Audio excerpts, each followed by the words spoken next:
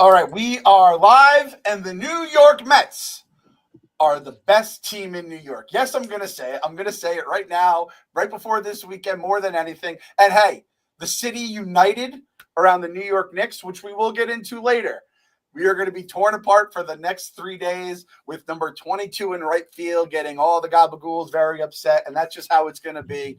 But no matter what, during all this, you got to just relax and chill out because we are one New York around the round ball. So get yourself a Coors Light, relax, chill. The beer made to chill. We told you guys a million times. Cold lager, cold filtered, all that good stuff. When you're juggling work, family, and life in general, it's easy to feel pressure, but that doesn't mean we have to lose our chill. Besides, you never know when life's inconveniences can turn into a great story you can later tell with a Coors Light in your hands. When the mountain turns blue, it's as cold as the Rockies. I got birthdays, I got dance recitals, I got plays, I got Little League, I got softball, I got everything going on, and I'm juggling all that along with, grinding at Barstool, and then I got my sports teams I got to worry about. So Mets fans, choose chill this season and reach for a Coors Light. Get Coors Light delivered straight to your door by visiting CoorsLight.com/believe, or you can find it pretty much anywhere that sells beer. Celebrate responsibly. Coors Brewing Company, Golden, Colorado. And shout out to everyone that came out and responsibly drank a bunch of Coors Lights at the Barstool, the ballpark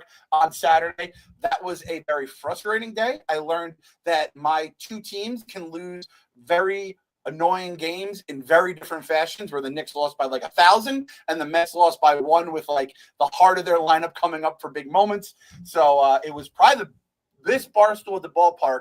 This might be kind of the big moment, the big reboot for the franchise, because I think we have more tickets sold to this one than we did all last year, because the Mets stunk for the first half of last year, and it's just been a whole getting everything figured out. I think we figured it out. The beer lines were great.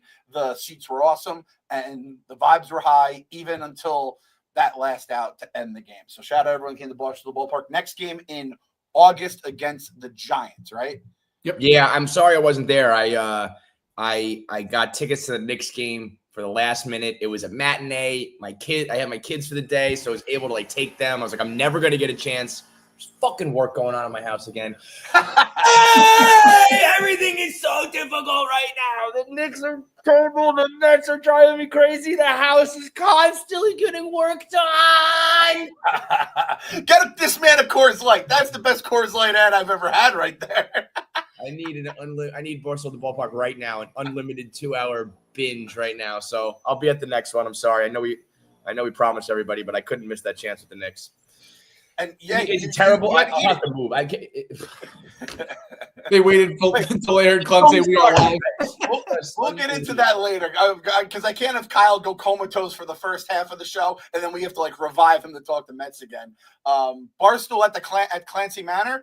Kev, I have the address. I'll just Uber it. I'll bring an 18. Me and you, we just kill them like the old 18 days. each at this point. This is old school. It's like saloon days. We're going to need 36 of them. But I'm not waking up for 3 days at that point. I'm too damn old for this. No way. No shit. But listen, guys, all is good. But as that way the Knicks game went last night, the Mets game kind of mirrored it from a different perspective. And I was just like, we're going to lose to the fucking Pirates. It is what it is. Isn't it just disgusting when your starting pitching doesn't just shut them down and get zeros the entire night? Like, who lives like this? What kind of fucking sport is this? It's disgusting. I do not care for it one bit when our starting pitchers give up runs. I think it's disgusting. Phil, how are you feeling right now, pal? We won the series versus the Pirates. That's all that matters. We won the series versus the Cubs. What's that, 6-3 in the last 9? Just win the series. I've always been a fan of that. Just 2 out of 3. 2 out of 3. That's what we did in 2022. Just keep winning 2 out of 3. Obviously, you got to sweep the bad teams, but also after all that talk about the Mets schedule and they don't beat good teams, they stepped up to the Cubs, beat the shit out of them, beat up on the Diamondbacks. It's like, no, we can just beat good teams and bad teams. We're a regular good team. We're just a normal good team. And watching in the cave last night, it felt like that was the NLCS, and the Knicks were playing a game in February, but it's just normal. It was crazy. Frank reacting to that home run in the middle of the Knicks stream like it was the playoffs. It was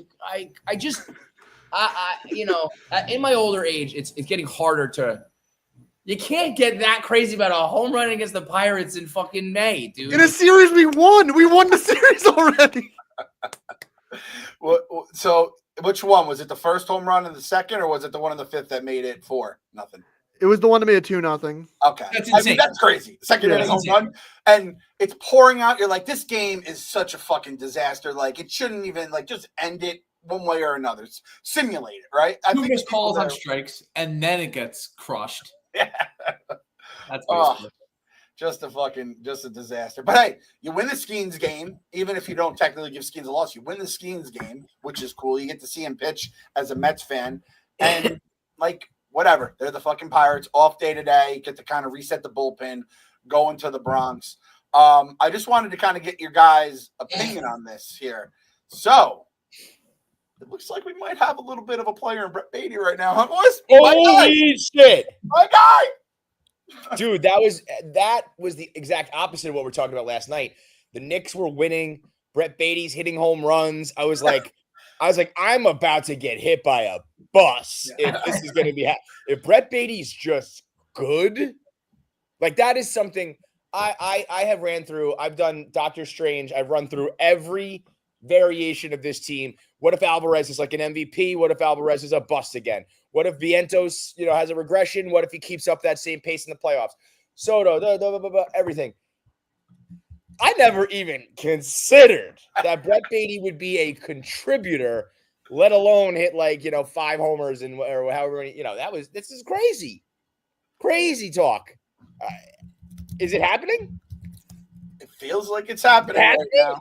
It feels It's also like the way it's happening because he was the first call up out of everybody because he was the most MLB ready.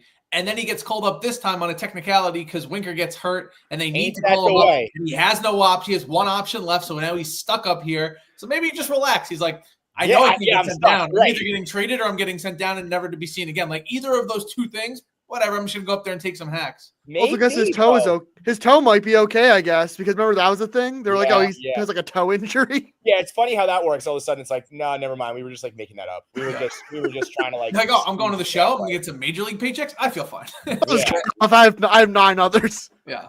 That game when he hit the go-ahead home run, I was by myself and I said, what if Brett Batty give this one a big fly here and takes the lead? And then he did, and I was like, I wish I tweeted that. And I was like, nobody here would even fucking care if they had heard me say that. My family here. So it just sucked. But hey, it's awesome as Mets fans. It feels good. The hashtag Believe movement is on. This helps me believe in Batty more. If you look at him, you're like, this fucking white boy fucking idiot, right? When you hear him talk, he does have the Texas accent. And you're like, all right, that's a man now. Like, yeah, he's 6'3", got a Texas accent. Like, yeah, he will fuck you up. That's why he has like the big old truck he got from Soto. Like now it's like, oh, that's right. This guy's from Texas. He looks like a little fucking scrawny nothing, but he's a 6'3" Texas boy. So that helps. Him hitting home runs fucking helps. And he dives for like every ball in the infield. He's like AJ when he's playing Little League, just wants to get dirty. And I'm like, God damn it, Brett, just like stay up for one of these. But I mean, it's kind of going, and it's to the point now where with baseball, I like having the with the flexibility, I guess. So we have Batty, Acuna, McNeil, Vientos, and Nimmo. 5 players for essentially 4 spots. You have second, you have third, you have left field, and you have the DH, right? For the most part. I like Tyrone Taylor in center, and I think with that lineup, you can have Tyrone Taylor in center. And I feel like injuries are going to definitely fuck this up at some point. But for now, I think that's absolutely perfect. Everyone gets a blow. Everyone stays fresh. And Mendoza gets to go in his bag and play matchups or play gut feelings and all that kind of stuff. So out of those 5, I guess McNeil is the lowest of those 5 right now in everyone's eyes, but even he's been pretty good this season. And there's something to be said. Like, obviously, you'd love like a lineup that's just like set in stone and everybody rakes and everybody plays. But I feel like the better teams and over the course of 162, over the course of the long haul, baseball is all about riding the hot hands and finding the streaks and hiding the slumps. And so, like, when you have more pieces to play with, if it was just like we have our set guys, here it is every day, minus like a rest here and there, there's no variation. There's no chance for, winning streaks and this and that and the other. So I actually kind of like having a bunch of hot hands, especially with the pitching. I was listening to the radio the other day, and they were talking about, when it's all said and done and they get Manaea back and Montas back, that there will have been like 9 starting pitching combinations. And while, obviously you would just prefer the old days of the 5 aces, and oodles of pitching, nowadays you need as much as you can to throw shit against the wall, whether it's pitching or position players. So I'll take it. You guys are missing the biggest piece out of it. There's an additional piece as a car. Of course he needs to start. Every time they put that guy in the outfield, I'm like, oh, right, he's on the team.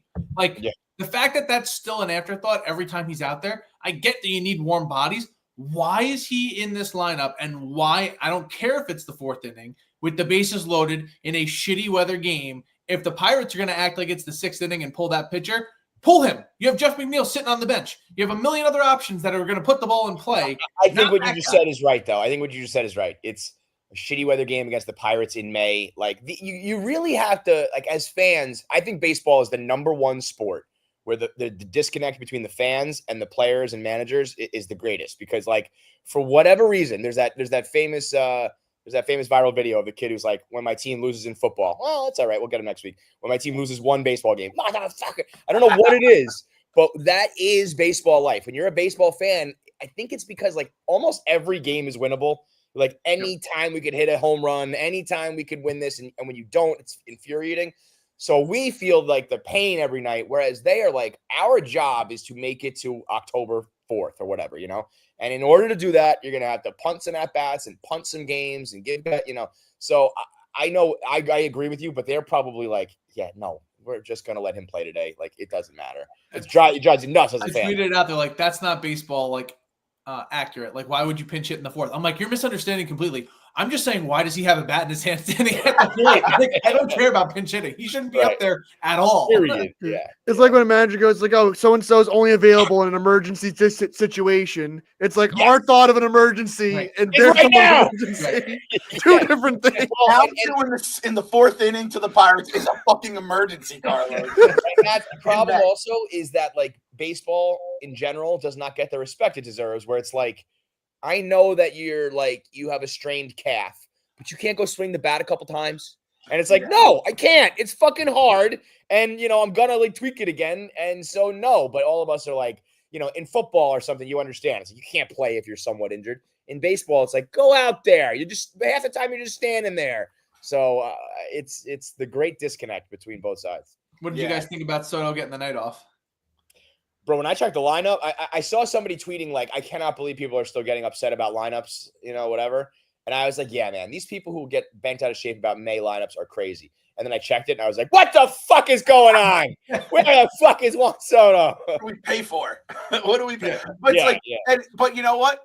If we didn't give him the night off, and then, God forbid, he tweaked something in that fucking monsoon, you'd be like, Mendoza, perfect night for a night off here, right? Yeah, but again, that's also what I'm talking about is, like, if there's ever a night to give your dude a rest, it's after you've won the series against the Pirates in the shitty weather. Like, that is the scripted time to rest your star. I'm surprised they didn't see this at everybody. Before he's going to have a bunch of gabagool Yankee fans screaming obscenities at him for 72 hours straight, essentially. Brother, I cannot, like, I'm very pro Soto. Every time he's being talked shit about, he still's on base like twice a game. It's obvious he's struggling somewhat, right? And, like, this Subway series, it's not make or break for, like, the season or for the contract by any means, but, like, for the short term, I feel like this series has all the potential to either, springboard him into a hot streak, or, the boos are not the boos, because I don't know if people are gonna boo him, but, like, the writing and the sports radio. You think so? I mean, in Yankee Stadium. Oh, yeah, no. I mean, Mets fans. They're metaphorical boos. Like, I know they're not home, but I'm saying, like, will people be like, anti-Juan Soto if he has a bad series? I think that we've shown, if anything, we're going the other direction, where we continually cheer for him and, like, make a point.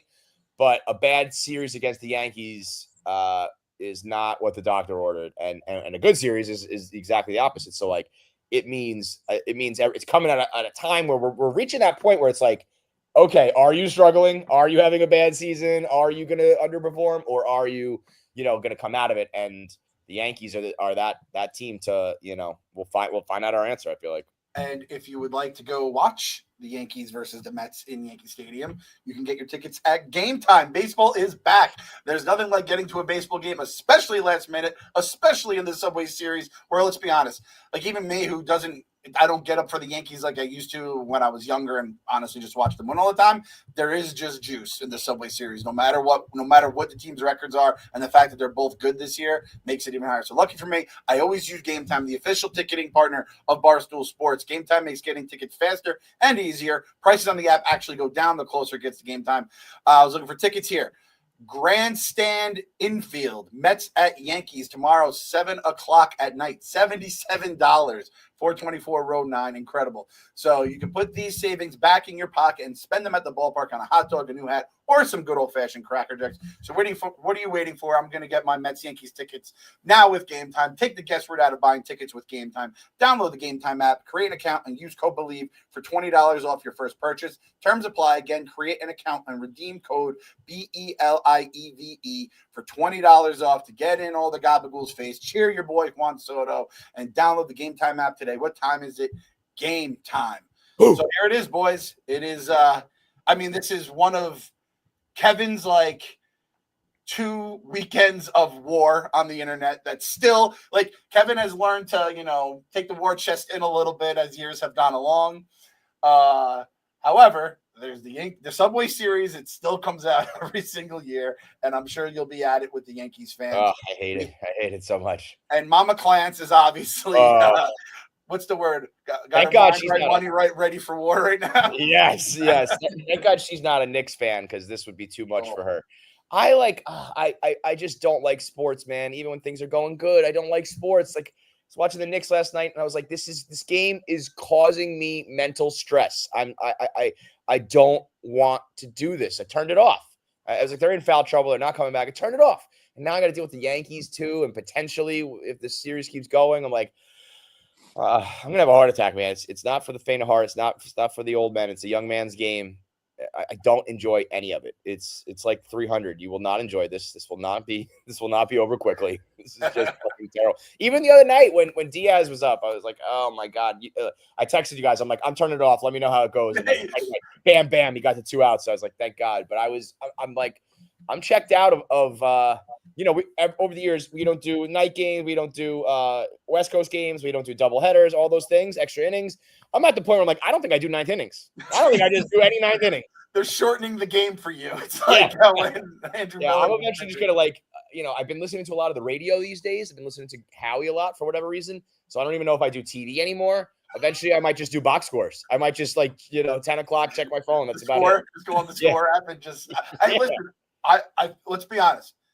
Who amongst us has turned off the game and then just check the box score, especially in a big game? Raise your hand. Oh my God! Well, if it gets intense, you sick fuck, you just watched that all, huh? That's why you're so angry. So one time, I think, it was the game 161 last year after Ali said a double, and I went to the green room. I didn't watch the bottom of the rest of the bottom of the 8th inning. I still don't know how I was still 7-6 going to the 9th inning. I never will.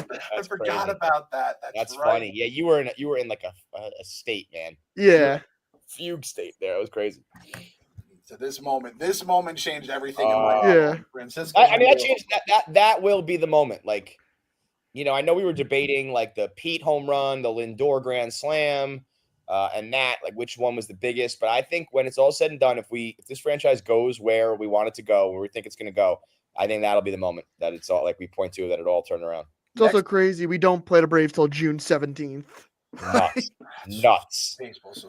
Next to my desk right now, this is my desk downstairs. I have I made cards of my kids. I have the Alonso home run. I have Paul Skeens card that AJ pulled from a pack that I just threw. I don't know why it's here. I have Snorlax because he's kind of my new Pokemon because I'm just like him. Jalen Brunson, right? And this is your whole life. Alien card of all of us as well. Oh, I love that. I was bringing that up. Did you guys all just get that recently? I brought him to the office. I didn't see you. I haven't seen Kyle, so I have them. It's a Mets. Wait, did you make them? So there's this app called the Rookies app, and you can make your own baseball cards. So I made. Wait! You made that card? Those cards? You didn't know I made it? Oh yeah, I should have told you. And you mailed it to me? Yeah, I mailed it to you because I saw everyone else in the office except for you. I must have just not even looked at the name on the fucking. I just opened it up. Bro, that's so funny. First of all, I didn't know everyone had got them until I went to the office and I saw one there. And I was like, oh, this fan. I thought it was a fan who made them and sent them out. And in the envelope was just the card. And I was like, oh, that's funny. Usually when fans send something, they write like a little like, hey, like here's my name and like I've been a big fan. I was like, who the fuck sent this? And I just never looked at the envelope to see that it was you. I didn't know you sent those. Oh, there was a message. It says heroes get remembered, but legends never die. So Yes, it did say that. But I thought usually people write their name or whatever. I was like, who the fuck sent this? It was fucking Clem. I had no idea. I had it on the return address. So for the that's what I mean. I just watching didn't or look at that. listening that don't know, there's this app called the Rookies app, just like Rookies. It's all it's called on the iPhone, and you can make your own baseball cards. So I made them for my kids because they don't do baseball cards anymore for Little League, which I think is crazy. You could do it for like a wedding. Mine does. Wedding invitation. Yeah, it's done by the league, I'm sure. And the photographer, we just got hers back. They're fucking terrible. Like if you want to do like a wedding invitation, you can make it a baseball card or for your whatever. There's a million different things, and they have them on the app, so it's like gives you ideas. So I made it for the Barstool Aliens. This was awesome. after the back is better. The description is the best. Read the description. And then you can do the back where there's a bunch of different backs, and I chose and I did cool. And I did. It's like the Mets aliens became internet darlings during the Mets postseason run. The fellas visiting heights, yada yada yada. And then you can add a fun fact, and I wrote fun fact: the super negative Frank the Tank became the super positive Frank Fleming during the Mets march to the NLCS. So I made that, and I'm going to make some for my boys. We do baseball trips every year, so I'm going to make some for them right now. Today, sending your friends baseball cards in the mail. That's such a great move. That's why I can't believe it was you. That's an all-time move to make like your move.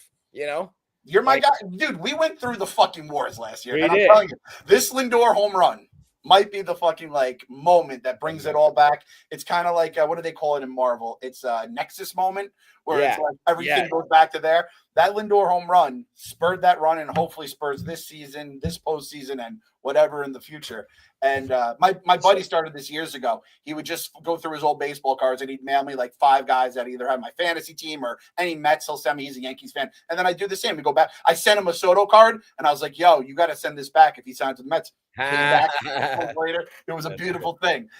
So it's just one of those things I think is fun to do. And who doesn't love? I still getting mail that's not junk mail. Yeah, the best. I was going to say north of the wall, the USPS still going strong. We have the Pony Express here still. We're still hoping to get some cards in the next budget, but for right now, it's working. So it's just, I don't know, man, good vibes right now. That's kind of how I describe this team, and that's going into fucking Yankee Stadium. We have, let's see, McGill, Rodon, game 1. Rodon's been pretty good this year, right?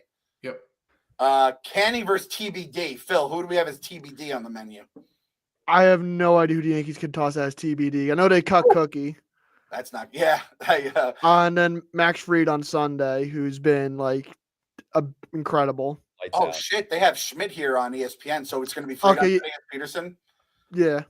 Fuck, I thought we were escaping him here. I was pretty happy about that. So that's breaking to me. They just played Skeens. I think they'll be all right. Yeah, that's true. That's true. And we've faced Fried a bunch. He usually fakes an injury at some point during the game, right? Like we know. And right, I think in general, our Yankees record of the last few years is good, right? Well, they were 4-0 last year, so yeah, right. Great. So like, last year was a sweep. I think before that the last 2 years were 2-2. I thought we won. I thought we won the one before that. But whatever. All eyes are going to be on Soto, but really Lindor annihilates them. Oh yeah. Him chirping Judge from 2 years ago, that should have been the moment. Yeah. Where he's running around on his 3rd home run like, fuck you. I am not looking forward to seeing Aaron Judge. Not at all. That guy's a fun. I mean, I have my eternal rule with him every time. Bases loaded, 1st inning, walk him. Bases loaded, 9th inning, walk him. Unless it's Jake Diekman on the mound for some reason. Yeah, then you gas him, bro. That was the moment. That was the Nexus moment. that was the Nexus moment. I haven't heard that name before or since. That might be the most improbable moment in baseball history. Is he even in the league still, Phil? Because if not, Stern just for the series. I think he's like a minor league with like the Braves or something. That was the most improbable strikeout of all time. Like I remember being like, if I could live bet this right now, if I had I would bet everything I own that Aaron Judge is putting this one on the moon. I couldn't believe it. Well, Judge treats it like it's the playoffs, and we all know how There you that. go. Yeah, that's a good one, Kyle. I was like, best case scenario, he hits the cover off the ball like Benny the Jet, and it like kills the momentum enough for like a ball of yarn to go in our outfielder's glove. Yeah.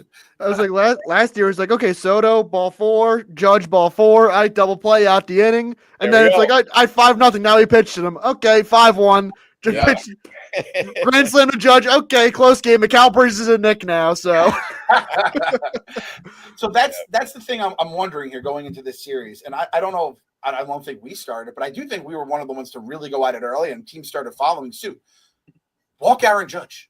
Just walk him. nobody else fucking does it. It's just us. Remember, it was like Severino said they have 2 guys in the lineup. One of those guys plays for us now, so they have one guy. And listen, Grisham's been awesome this year, but Stanton's hurt, and he's not playoff Stanton. He's not even healthy, even if he was. And they have guys who could do some shit, but make them beat you, not the guy who. What is he batting? Is he over 400 still? I'd imagine. He leads in every statistical category. Like, It's insane. He's got to be cheating, dude. 412, 15 home runs on Dude, May 15th. 412 at May 15th is fucking nuts, man. That, like, what? He was a good player. How did he become an immortal player at 30? How did it happen? How did it happen, 30, boys? 33. He's still Like- 33 now. I guess he became immortal at 30, but he's 33 now. Yeah, I remember like he had the 60 home runs in 2022. It's like, okay, maybe he can't replicate that. It's like he's just literally just doing that Does it again. every year. And like, wouldn't it isn't a 6'8" frame like the perfect body to just juice? It's like, yeah, I don't know. He's a freak. He's huge. He's huge. yeah. A Hall of Famer who got even better as he got older. Who's the last Have guy we that ever went seen hit? that A lot of home runs. before? Have we ever seen someone post 30 have a Hall of Fame career? So, like you said, the before and after picture. It's like there's no before picture. He's a fucking monster. Right. So no one will ever know. No one will ever know. If his head got any bigger, it'd be a monster. Yeah. I don't even know. Like, I'll take a look here. Who's been good for the Yankees this year? Goldschmidt's batting 346. Yeah. What? How has that gone onto the radar? Goldschmidt, Grisham, Ben Rice. That's like pretty much like they're good hitters. I keep waiting for Grit. Like, I'm like, Grisham's not going to do this all year. And then he just keeps fucking doing it. It's annoying. Yeah. Got a little DJ LeMahieu in him where it's like, this might just be the big year, and that's it.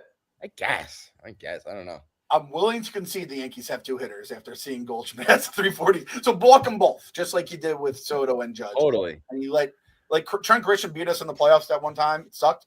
Let him beat you again. I think that's kind of what you have to do. Is Chisholm still out for them? I know he got hurt. He was pretty. Yeah, he's out. Okay. And so Volpe sucks, right? About average. Same thing with Dominguez. yeah, he went off a cliff. I don't know. Bro, if you're going to be calling someone the Martian, you better bring it, man. I've heard enough about this guy for years now. I'm sure. I guess people probably saying the same thing about Alvarez, but we don't call him the Martian. You don't have a nickname that like implies that he's a Troll. He's like, yeah. If anything, it feels like Short we're like back shitting guy. on him. Yeah. Yeah, and I like it's not even like, oh, he's a Gold Glove outfielder, right? I think they've had As Not far as at I all. know. He's not an average outfielder. Right, he was bad, right? That was the whole thing in the Yeah. beginning. He was like dropping fly balls left and right. So and then you said I can confidently say, like, maybe it's just being older, time constraints, what I was describing earlier about hating sports. Like, I used to watch if the Mets game ended, I would put on the Yankees game. If they were playing at different times, I would watch the Yankees games. I would watch just like Yankees baseball 50% of the time, like almost as much as the Mets. And nowadays, maybe it's a testament to like the Mets getting good and the Yankees not winning, whatever it is. They are not on my radar until we play them and until like, the playoffs. Yeah. And then you're seeing stats like, oh shit, this guy's doing this. This guy's doing that. Right. I know Ben Rice is like, has been good for them. And Wells has been, I just picked him up as my catcher in fantasy. It's the only reason why I know he's been pretty decent lately. Bellinger hasn't really done much. If you're facing him on 420, he's a fucking problem. Other than that, he's not as much. And speaking of fucking problems, we alluded to it before. I looked it up. Francisco Lindor has a career batting average of 321, 12 home runs against the Yankees in 53 games. And that includes that fucking game where when he did the muscles to Stanton and then the fucking Dominican flag on the dugout. And I was like, I think I just got a glimpse of or the Puerto Rican flag. I was like, I think I just got a glimpse of the future right here. Like, what the fuck is this? It was glorious. Absolutely glorious. So That might have been the moment that was Soto on that team. No, No. so it was 2021. He was still in Washington. Lindor was getting booed No, still at this point. Hey, that was 2021? Yeah. Dude, we won like maybe 6 games the rest of the year after that. Yeah, that's right. I thought that was 2. Wow, that's a long time ago. That's crazy.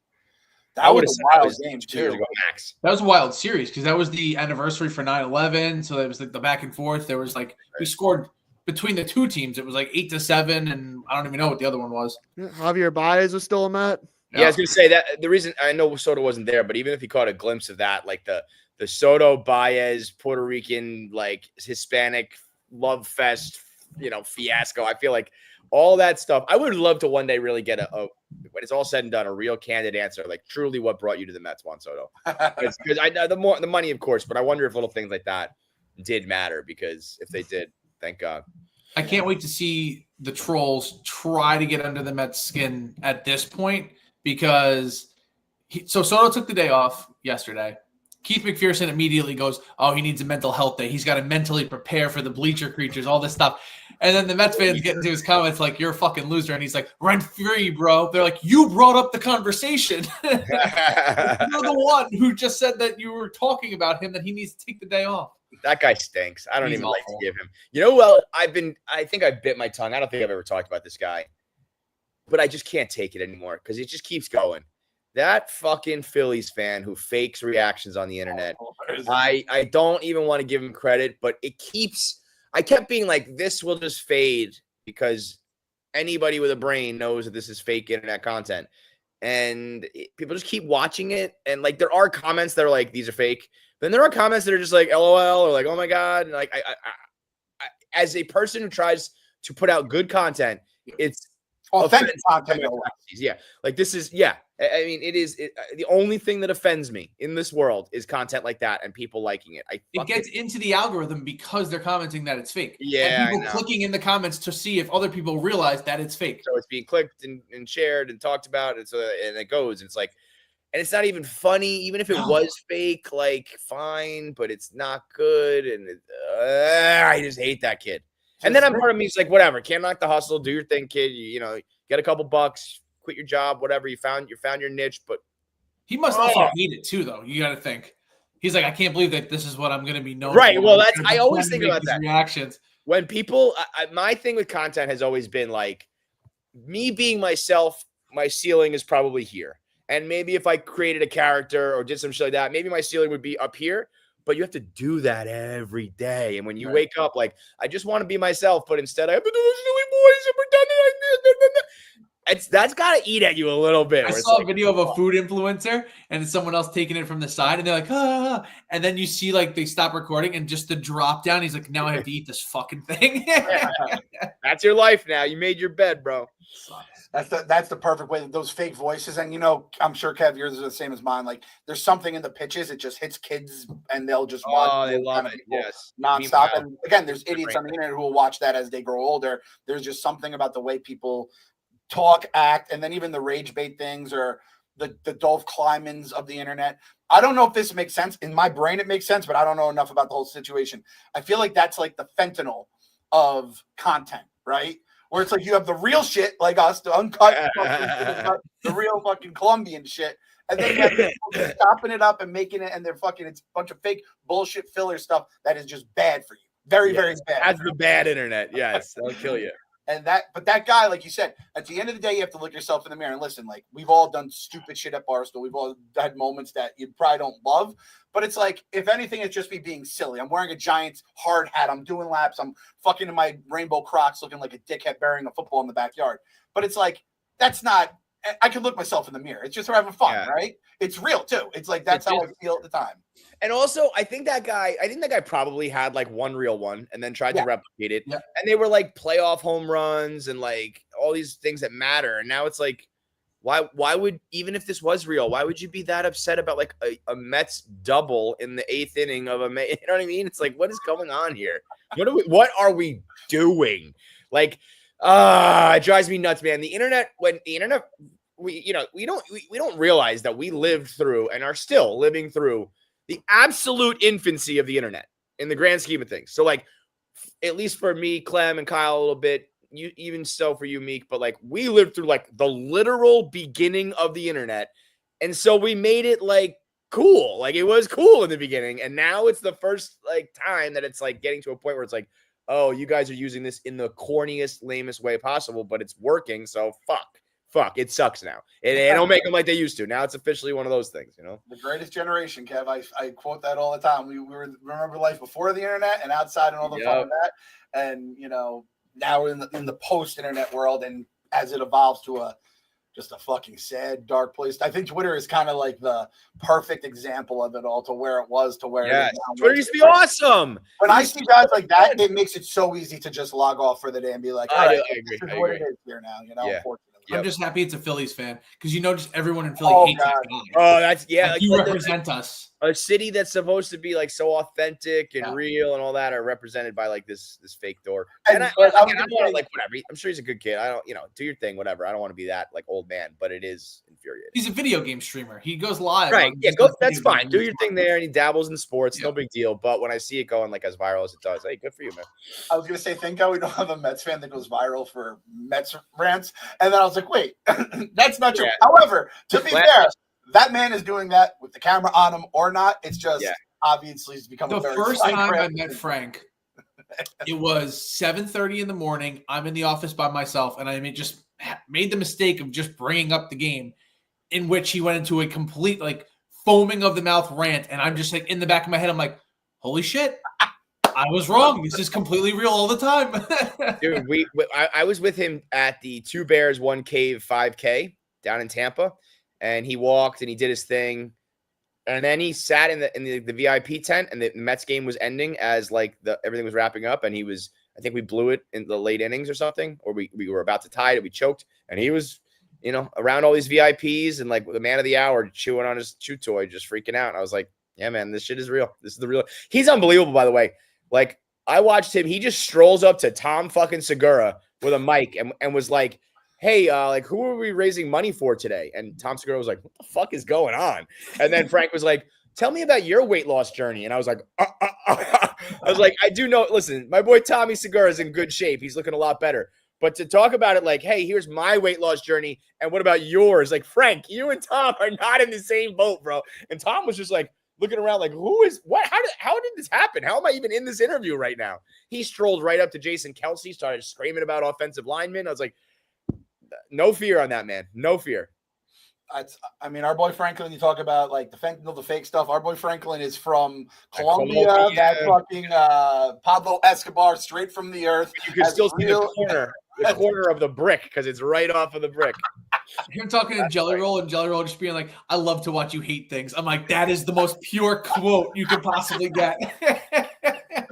Oh, that's incredible. That someone needs to like make that a caption and like one of those you know, the graphics they make. Like, I love to watch you hate things. Jelly Roll. It's almost like Titanic. Like, paint me like your French girls. I love to watch you hate things. I just wanted to just hit on this just because we're looking ahead. There is a chance that the Mets will be playing in Boston at the same time the Knicks are playing in Boston. If God forbid there's a Game 7 on Monday, so that's who's coming up. We have the Red Sox after the Yankees, and I feel like the Red Sox have been a maddening team. Phil, is that a fair thing to say? They're a 500 team. They're the most 500 team of 500 teams ever been. They go like from 1-1 to 4-4 to 7-7. Like that's like their thing. They're Jeff Fisher right now. Yes. And it seems like they're the 500 team, but they're doing it the old Mets way, where it's like Devers is fighting the GM, and you have just weird shit going on. They have a catastrophic injury at first base. They have guys in the minors that everyone wants brought up where it's not getting brought up. I fucking Roman Anthony, my fantasy team, just sitting on my bench right now. It's driving me nuts. So they're a 500 team. Hopefully, that is the only time we think about Boston on Monday is the Red Sox series. Bro, somebody texted me saying, hey man, how come I haven't really seen you like letting your nuts hang on the internet with the Knicks? And I was like, because of last night. That's why. That's why. I'm not ready to do it. I'm not ready. If they beat them, you know, I'll have a little moment. But my God, that was infuriating last night. And the foul trouble was bullshit. And but I am sick. I am at a point when Pritchard has the ball in his hands, I'm like, I can't. That was infuriating, man. And everything that they've done, like the first few games, was totally undone. Like, you beat them, you're up 3-1, and they lose their star. Is the time to step on their fucking throats. And a good team, a great team would have fucking buried them. And it's like, not only did you not do that, we get our dicks blown off, and we're right back in it. It's like, that's the Knicks experience, man. So our Knicks segment will be sponsored by DraftKings, because I know I'm going to lose Kyle here and I'll have Phil lead us off here. Yeah. Since Phil's going to war every other night against Clem. They say baseball is a marathon, not a sprint, and that's great news for us because there are so many games to bet on. Don't miss a second of action at the DraftKings Sportsbook. Again, you can bet your Knicks, you can bet your futures. The Knicks were the second highest team in to win a championship. I don't know if Minnesota passed them after taking care of the Warriors, but they are higher than you could have expected.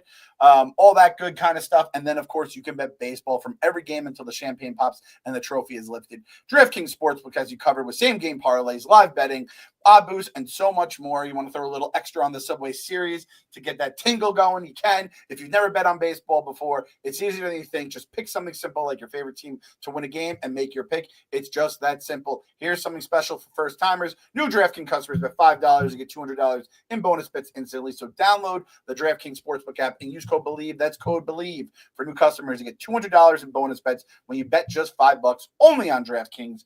The crown is yours. And young Meek Phil, the floor is yours. Let them know tell them why you're mad, son. Tell them why you're mad. So I want to start off with this. I was telling Clemmer and Hubs, you all agreed, I would sign up for a rain out Friday, doubleheader for the Mets on Saturday. Yes. I want that. I hope it pours torrential downpour Friday. I don't know if it's possible. Hope it happens. Second thing, I'm okay with the Knicks being blown out last night, because if there was a close, like if we were to lose that game, like a last minute play or something, and I have to think about that for 2 more days, it would really suck. Getting your dick blown off like we did in Game 3 and last night, it's easier to regroup after that. I honestly do think we end it Friday. I'm gonna keep being confident we do it. We better, man. We fucking better, dude. That, I mean, like, I was thinking last night when we went down 20 again, I was like, well, this is not ideal. However, if it does happen again, though, if we came back from that 20 points again, at that point, it would be a historic series for the Celtics, like almost Mets Royals-esque. Like, you were up big every game in the series, and you somehow lost in 5. This is mortifying. So I started to think, man, wouldn't it be what a great opportunity to, like, now we have an opportunity to make a historically bad moment for Boston. Well, now, though, I'm thinking the other direction of you were up 3-1 and we lost Tatum, and it's a chance for a Knicks historically bad and embarrassing moment. They have to finish this. I think last night, I think I lost hope when it was like when Brunson got the 5th foul. I was like, okay, well, we can't. At that point, I actually thought they should have just played him and rolled the dice. And, like, if he fouls out right away, then the game is fucked. But him sitting on the bench, the game is fucked either way. So just roll the dice and see what happens. Honestly. The way Tibbs coached that third quarter with the lines, like, we just left the starting lineup out there almost the whole fucking quarter. It's like Cal was out there 4 fouls. He let Brunson stay out there to pick up his 5th to begin with. By the way, nobody is worse playing with fouls than Karl Anthony Towns. Like, yeah, it's insane. He has no clue how to. He's whacking and slapping and just insane. He's. When the Knicks traded for him, that was like one of the 2 things you heard from all the Minnesota fans. Like, he's going to drive. They're like, he doesn't get a good whistle, but he also is a part of that because he just does the dumbest fucking shit. And it's always with 3 fouls in the first half or something, gets the 4th, and he just like crumples you. And it's so frustrating. And I'm with you. I think all those 90s Knicks fans are then like, oh boy, this is how it's going to be. And listen, the ones like Phil, who have seen nothing but darkness, are going to have dark thoughts in their brain as well. I will say this. I love fucking the big fella, Patrick Ewing. Him and Jalen Brunson are cut from 2 different cloths. Jalen Brunson will not allow that shit to happen. Where those Knicks teams did so much stupid shit that allowed the 8 points in 9 seconds and all the fucking like heartbreaking shit. Plus, we had the boogeyman. And listen, Jaylen Brown looked great last night. And Jason Tatum was awesome. And Halliburton's good. And whoever the fuck, if they were, God willing, made it to the finals, even Jokic. I faced the boogeyman. I faced Baba Yaga. He wore number 23 on Chicago. There ain't no fucking boogeyman in the NBA right now. So I can't be more scared of anybody than I was of that man who always beat us 100% of the time. So because of that, I have more confidence going into Game 6. And listen, I'll be honest, my takeaway from last night is if Boston played like they did last night, just in the second halves of Game 1 and 2, the series would be over in 5. They would have won and gone on. They didn't. They wanted to shoot threes, fucking miss them all, and now we have a chance to win it. I know, but doesn't that make this is like the way everything is broken for the Knicks. This is the Doctor Strange one. Yeah. This is how we could get there. I get worried that the Tatum thing is like the old school Bill Simmons Ewing theory, where it's like, if we have all our horses, we're going to play our game. We're going to shoot our threes. We'll miss them, but we'll make them more often than not. And then when that, goes out the window, it's like, all right, let's play Pritchard. Let's play Cornette. Let's play all these guys. And you play a different game. And then what if that fucking works? The Cornette thing does worry me a bit just because how much of a difference maker he is. And I kept saying, it's like, if Porzingis didn't even play in this fucking series at all, this is a sweep. They should bench that motherfucker. He stinks. If they flat out said, KP, we are not playing you, you are deathly ill, this would be Celtics in 4. And I have to admit that. You know what else is annoying?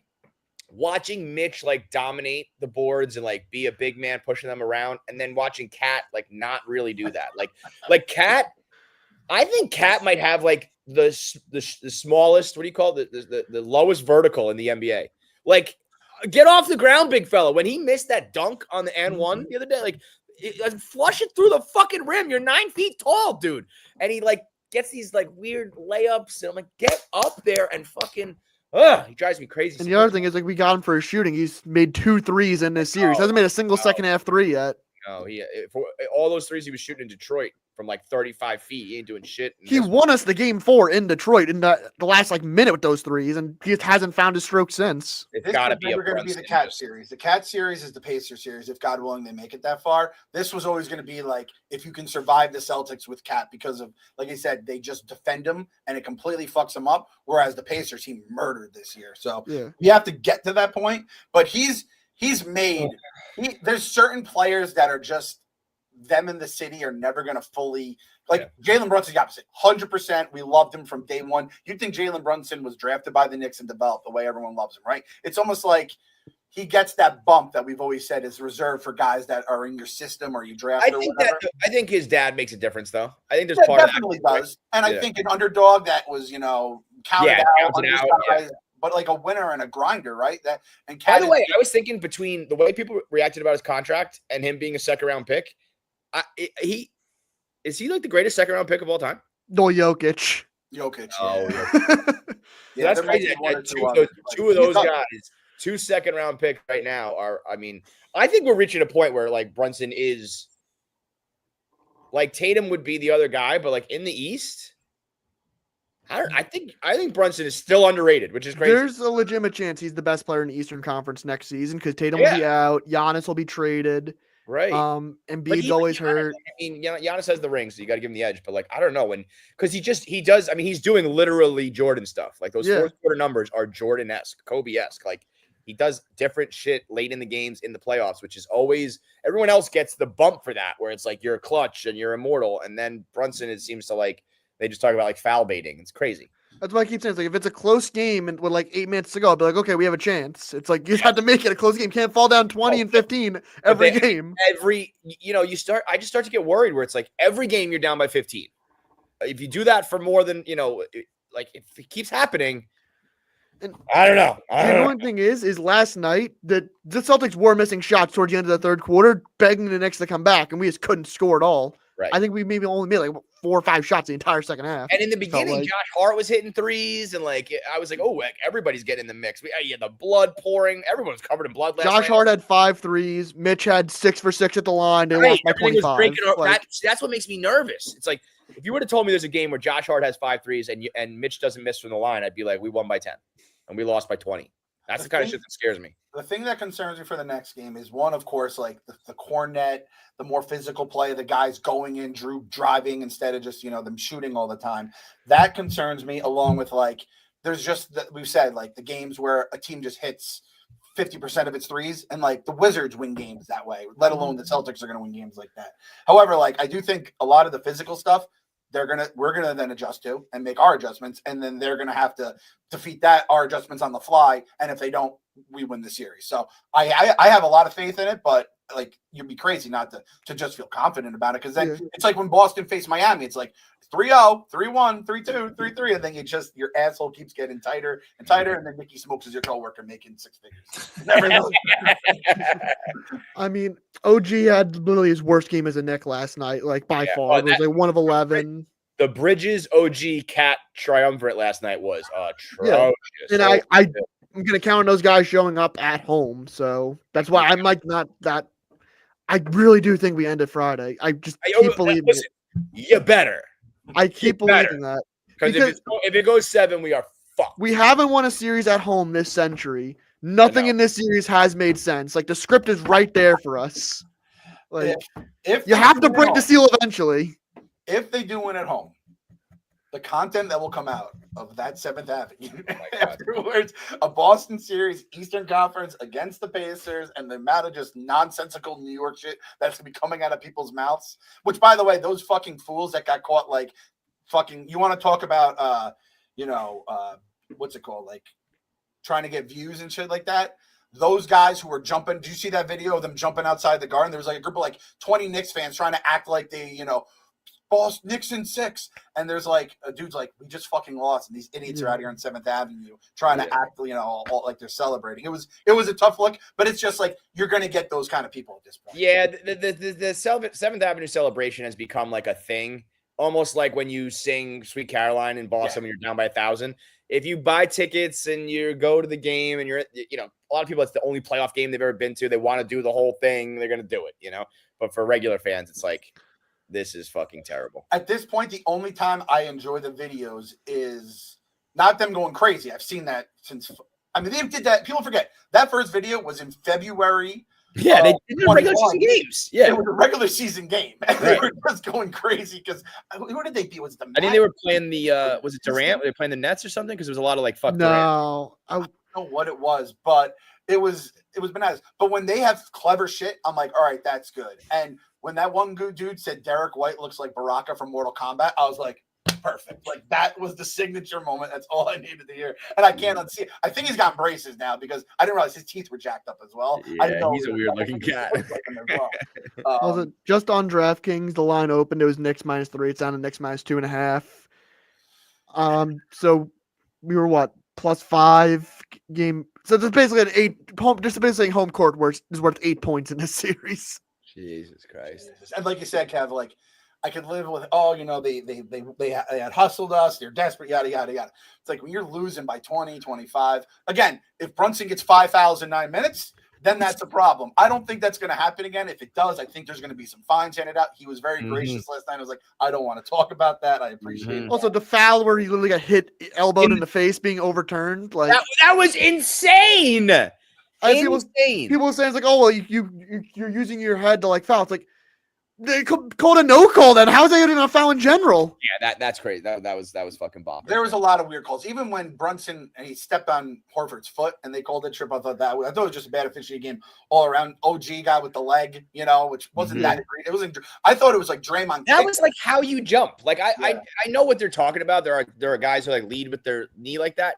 That's how you jump. I don't know. That one was. I didn't like that one. Like Brunson's fouled out 4 times in his entire career, and he picks up 5 fouls in 9 minutes. Like it's crazy. That's crazy. And the conspiracy. It's the refs pushing it to Game 6 to get it back to New York. And it's crazy. We actually outshot them free throws by a significant margin. Obviously, we had 6 free Mitch ones, but like it was like 40-26. Yeah, crazy. So it's gonna be funny to see online though, like the Mets and Yankee fans going at it and then pulling together to that's why they sequence of tweets like "fuck you, let's go Knicks." It's like I hope it rains Friday so I can cheer at Hubs about the fucking. I actually think it is supposed to pour until Saturday. I believe. I am praying for that. I didn't think about that. You guys are gonna be. It's a 1 o'clock game Saturday, so it would line up perfectly for them to just do the day-night. Yeah. It's the Blood and the Crips picture where they're holding the bandanas, but then they also have a gun in the other hand. Yeah. That's gonna be Friday night. Fuck. I don't like the city being divided in a game where we need to all be on and because Boston is obviously and Boston's a friend of us usually, right? Us Mets fans. I don't like being on the other side of this. I know. Fuck. Well, no matter what happens Friday night, Mets, Knicks, whatever Kyle's rooting for than the Mets. You know who's got a lot on the line? Timothy Chalamet. Well, he's talking with Dave. Legacy game? As You call it like, a Timothy Chalamet legacy game? Yeah, like he's really Tim's on the hardwood, like sitting next to Portnoy in Boston. Like he has really emerged as the Knicks star. Kylie with the Knicks hat, looking like a bad bitch. Like you need that. You got to win, Timmy. You gotta make sure you get that. The tweets of him are very funny too. It's like if you can get 2 LA baddies to wear the Knicks gear, like you are Lisan El Gaib. You are that guy. Ball of Tradies to call it. Yeah. Ball of Tradies is awesome. I wish I thought of that one. That's great, dude. And listen, I love it. Timmy, I call him Timmy from Hell's Kitchen because that's what they called him, like the newspaper when he won the Landry Fields tickets at like 8. Yeah. I love that he had the Tims, the old school 90s Knicks jacket. Like that is a true Knicks fan. And I mean, I blogged this again when we were talking about lotteries because that was the biggest day of the Knicks year. I was like, we need a new fan to become we're gonna Spike Lee out, Timmy and in. it couldn't be Rappaport. And I was like, fuck that guy. And thankfully that never happened. He became a Nets fan at some point. He's at least I got a good for him. He's cool as shit. Got a beautiful girlfriend. He's converted him over. The Kardashian dark magic. I do not love being in the mix, but at the same point, like Tim's our guy, so we have to ride or die with him. No matter what. Like him being in Boston is like. What are him and was Kylie there? I don't even know if she's there. Like, what are they doing in Boston? Like, they're like, they don't want to be in Boston. They're doing that. He was in Detroit. Yeah, right. Detroit's quite another. He was in Detroit.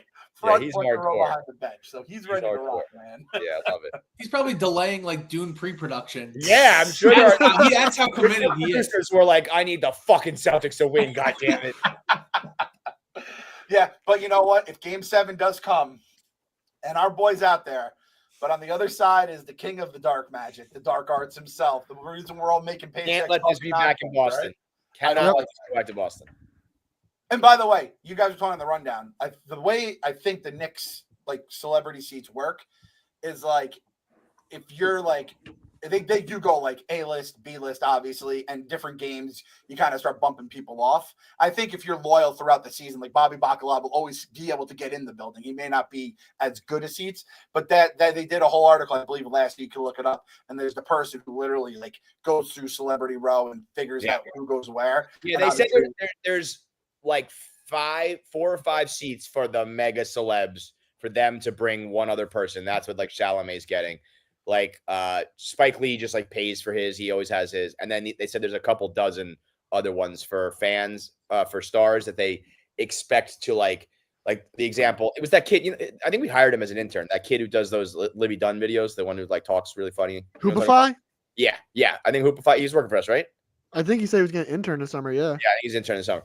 I think it was him. He did a video saying that they like James Gandolfini and Carmella like made that video to help woo LeBron. It's kind of like, we'll let you in the building, Bobby Bacala, but like we need a favor. You do it for us. That's kind of how that system works. It was actually very interesting to figure out. Like that's a whole little industry to itself, is getting celebrities in the building, you know? Yeah. And I mean, you see it. I watch them on League Pass, and sometimes they'll show the halftime cams you get instead of commercials. And you can tell by the way that they're like, go Knicks. Like, guys, we're going to give you the seats, but we need you to, say go Knicks here, wear the Knicks hat or whatever. Yes. And it's like a business deal in a sense. So it's going to be a hard ticket on Friday night. It's going to be bananas. I hope Fat Joe just goes to the Yankees game. Fat Joe kind of became I love Fat Joe, and he is like a New Yorker, and like I don't know how he established himself as this kind of like mush with the Yankees game, I guess. I don't know, but it was like, I hate that. Who was it? Who's the dude that on the Dodgers that like did like the sad face to the Joe Kelly. When Fat Joe came on the screen in the 5th inning of Game 5, they just threw Joe on the screen, and then Aaron Judge just dropping fly balls, and it was all over from there. Yeah, I need like the locks out there. I need like Jadakiss and the locks, like when they were doing verses against Dipset, to be out there like New York fucking city. What I need is Rick Pitino to sit courtside yet again, because his aura versus the Celtics, it meant something. Smiling like a maniac. I told Bosco's got to make some calls, make that happen. Seriously. I thought you were going to say some YouTuber I've never heard of, Phil. The fact you would hoopify so quick, I was like, God damn, I don't even know who that is. You would know hoopify if you saw him. If I saw him, okay. If you saw the videos he does, you'd be like, oh, okay, that makes sense. That guy who like talks like, and that it's just you would know. I'll look it up after we're done here. Did Livy Dunn Riz up baby Gronk? Yes. Yeah, that guy. Okay, yes. Yeah. Yes. Yes. And he talks like dead into the camera because he doesn't blink. Looks like a robot. Yeah. You're a human. I thought you were AI, bro. Welcome to the show. Friday's not a school night. Do we go to the bullpen and throw the Rizzler? Courtside. He did the Rizzler as I asked it. I love the Rizzler. As long as Boom kids are out, Rizzler's in. Let's go. I'll put him like at mid court. Let him throw the fucking jump ball. Boom kids. That's the Yankee family. AJ right? and Big Justin. Yeah, I'm out on those guys. Yeah, I don't like them. I thought the The Boom Rizzler's kids were where it's the at. guys that they did. So, God, there's so much stupid shit I just don't understand. Those kids are like much closer to my kid. Like the dad is almost closer to my kid Jay than I am right now. So we're getting old. But hopefully, I'm not gonna have a problem staying up late on Friday. That's a good thing. So Mets, Knicks, Yankees, whatever Kyle's rooting for. Gotta believe. Gotta believe. Gotta believe. We need to do a supercut of Kyle's like interaction.